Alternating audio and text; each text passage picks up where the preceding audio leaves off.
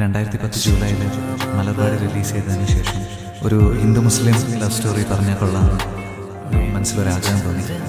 അങ്ങനെയാണ് വിനോദും ഐഷ്യം ഉണ്ടാകുന്നത്. ഞാൻ വരുന്ന വഴിയോരം കാതിൽ ചേരും നിൻ ചിലമ്പൊലികൾ.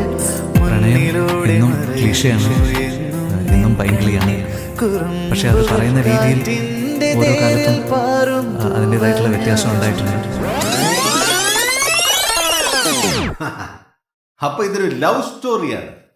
നീ പറ, എങ്ങനെ അവളെ കണ്ടു, എങ്ങനെ ഇഷ്ടപ്പെട്ടു, എങ്ങനെ അടുത്തു?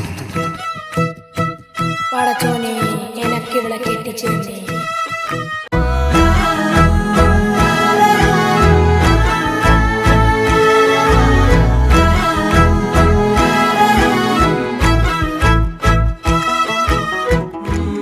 എൻ്റെ മനസ്സ് മുഴുവൻ ആ മുഖമായിരുന്നു.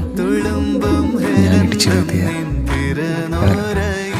ആദ്യത്തെ കാഴ്ചയിൽ എന്നെ വീഴ്ത്തിയ ഐഷ്യൻ്റെ മുഖം. തുളുമ്പും ഹൃദന്തം നിൻ തിരനോരയുമ്പോൾ വിരുമ്പും നിൻ സ്പർശമണയാതാകും.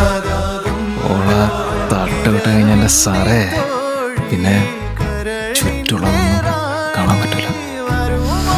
ആ തട്ടത്തിനകത്ത്